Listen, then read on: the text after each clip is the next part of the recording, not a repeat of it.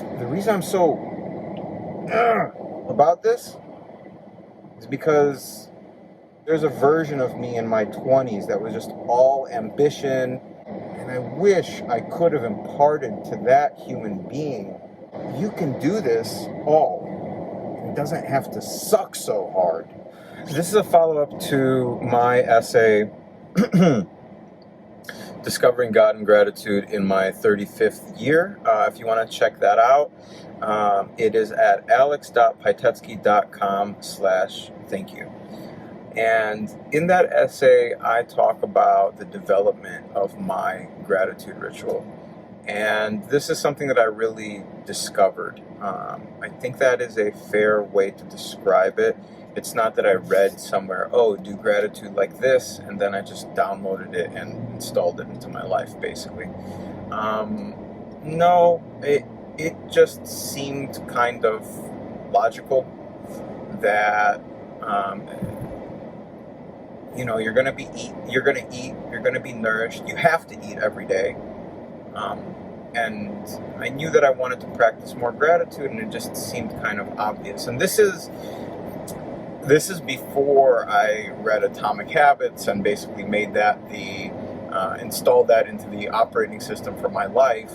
But in Atomic Habits, it's it's called habit stacking. You take something that you know you're going to do every day, and if you want to attach another habit, attach it at that moment, right? So I'm going to eat every day, and I want to practice more gratitude. Let me attach gratitude ritual to eating. Just makes sense. But I discovered it. It was just an organic thing, and in my essay I talk about how that came to be, the role that nature played in that, and the way I describe it in the essay is, I think I talk about kind of some of the more obvious things to be grateful for, if you take a moment to reflect on it. Right? I am grateful for the fact that there are farmers in Vermont that are raising cabbage, and in California that are growing limes, and ranchers that are raising chickens in Mexico that are then brought over to Texas, that are then slaughtered in Kentucky, hopefully in an ethical way, I hope, right? And all of that is brought to then nourish my body so I can survive, I can be healthy, I can live another day. I think that's kind of hopefully that's sort of an obvious type of gratitude. The gratitude that is, for all the things that you have that maybe you just don't reflect on every day. It kind of gets turned into a platitude for a lot of people, where it's like, oh yeah, starving children in Africa. Okay, let's leave that, and let's just talk about honesty, right? One of the most offensive things to me in the recent past, since I've started publishing my thoughts, is someone said to me, "You should be a motivational speaker." I don't want to motivate you. In the words of Joe Rogan recently, fuck your motivation. And he was talking about going to the gym, and he's like, there's so many days I'm not motivated. I don't want to motivate you. I want to help you see and think clearly. And that's, right, it's not this manic, like, everything is awesome, I love this, It's not that. It's not that. That's not the source of the gratitude. It's this thing that a lot of people from other countries criticize Americans for, like the fakeness. It's not about that. It's about just honesty. It's about taking a second to reflect on how crazy lucky you are, right? Like, if you're in a neighborhood That's a beautiful neighborhood, but you're having a difficult day and you have a moment to go, wow, they really did a beautiful job with this place, and I get to be here and I get to enjoy it. I did nothing for that. Lucky me. Thank you. I could be in the slums somewhere, and that would suck a lot more than here. You know, someone actually plants and waters and thinks about this tree so that I can enjoy this shade next to my table, even if I'm having a bad day at work. So that's the source of the gratitude. If you take nothing else from me, none of my mental models, none of my philostration, if you will, just steal gratitude. If you install it, as a ritual before your meals, then by all means, that's super cool. I'm glad I was able to inspire you to do that. But just, I don't know, do it whenever. Do it whenever works for you, whenever makes sense for you. It's all gain, no pain. All gain, no pain. That's it. Just enjoy. It's there for you to enjoy. It's available to you whenever you decide, I would like to redeem this birthright. To just look at things in an honest way where I'm grateful for it. Cool. But what I would like to leave you with is this thought. One of my favorite things to be grateful for is not the obvious stuff. It's not the fact that I get to be nourished, that, the neighborhood is beautiful, that the day is sunny, that, I'm walking through nature. That's obvious. Who doesn't want to have all those things? You just have to be kind of, I guess, awake and honest. Awake and honest, right? And some of the most important gratitude rituals are my bad days. And that is one of the most important and impactful moments to practice gratitude. When you're having a complete dog shit day at work, when you're having anxiety about your future, when plans are not going as planned, that's a really valuable day to practice gratitude. And you might think that the type of gratitude that I practice on those days is thank you for the cabbage and the lettuce and the chicken and the limes and whatever. No. The gratitude that I practice on those days is thank you for my problems.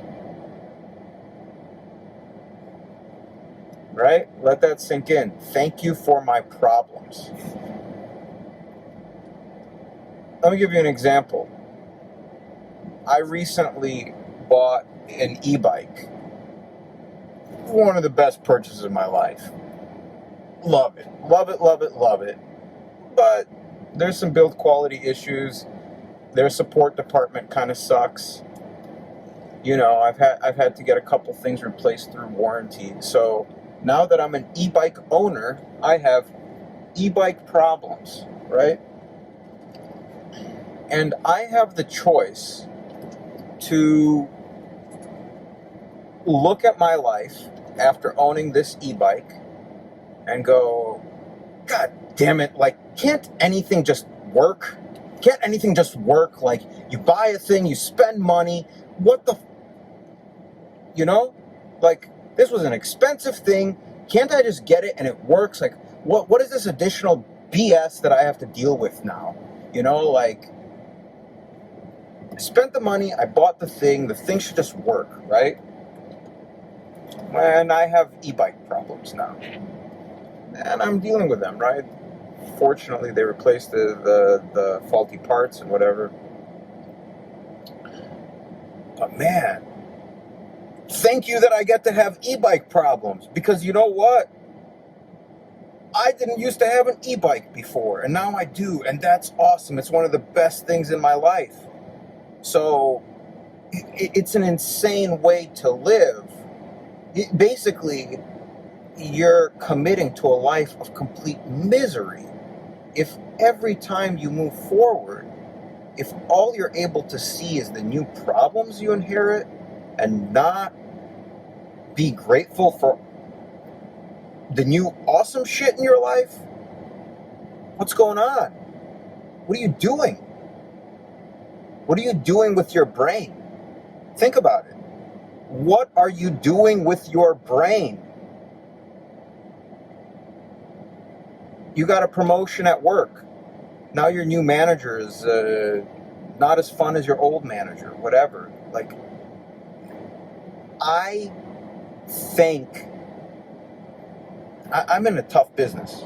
I'll leave it at that. There's a lot of challenges. And I'm extremely blessed that our company is 12 years old. We're the highest rated company in the industry. And, you know, people keep referring their friends, but we have to work really hard. Truly. We work our asses off. And on some of the hardest days, it's so important to think about it and say, thank you for my work problems. Because you know what I could have? I could not have my work problems. I could be stuck somewhere. I could be stuck somewhere where I'm not advancing, I'm making less money.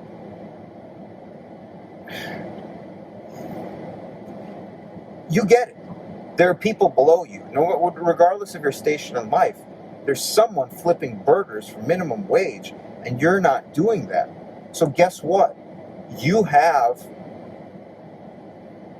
ops guy problems. You have sales guy problems. You have CXO problems. You have VP of this, that, or the other problems. How often do you say, thank you for my problems? Because I could have the problems of the guy that's making the next sandwich at Chick-fil-A. And that guy could have the problems of the guy that has to drive a rickshaw.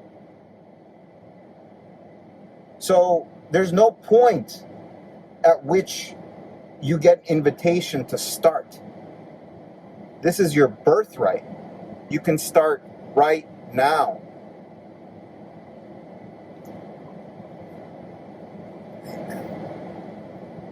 The reason I'm so about this is because, you know, there's a version of me in my 20s that was just all ambition and, you know, if you want to do something right, if you want something done right, do it yourself and chip on your shoulder and blah, blah, blah, and blah, blah, blah. And I wish I could have imparted to that human being, you can do this all. It doesn't have to suck so hard. You can take every one of those days, even the most brutal, just, and go, thank you for those problems too. Right? And I'm so lucky that I've gotten to graduate from a lot of those problems. But do you know what now happens? I'm graduating into new problems. I'm graduating into guy who graduated problems. And I say thank you for those problems too. And you know what else? I say thank you that I get to have this moment where I'm capable of reframing and coming back to a place of gratitude. Because do you know what the alternative could be? I could be seething. There is a possible reality where I could be seething in anger, in crippling anxiety, in confusion, in existential dread forever. But at least twice a day I get to come back and go, wow. Thank you for the cabbage. Thank you for the chicken. Thank you for my problems. Right? The quote that inspired me to record this is from the Almanac, the Almanac of Naval Ravikant, which, if you don't know, that's one of the Bibles of my life. Blah, blah, blah. Subscribe to alex.pytetsky.com. I'm going to be publishing my Life OS, and there's 3 books that comprise my Life OS: Navalmanac, Navalmanac, the Almanac of Naval Ravikant, Atomic Habits. There's one more. Marketing. It's a hook. Subscribe. Okay. But the quote is, he says, I have a friend, a Persian guy named Bizad, who is one of the naturally happiest people I know. And when you ask him what's his secret, he just says, stop asking why and start saying wow. It's cute, right? It has a good ring to it. I really think that's true. Stop asking why and start saying wow. The gratitude, the ability to see what is there as opposed to get stuck on what's missing. It's just honesty. It's not mania. It's not self-delusion. It's not all of this shit that American culture is often accused of as fake. It's the realist. It's the realist. It's why the Dalai Lama is always smiling, and he says, I envision my death 100 times a day. Why does the guy that thinks about his death 100 times a day, why is it impossible to find a picture of him frowning?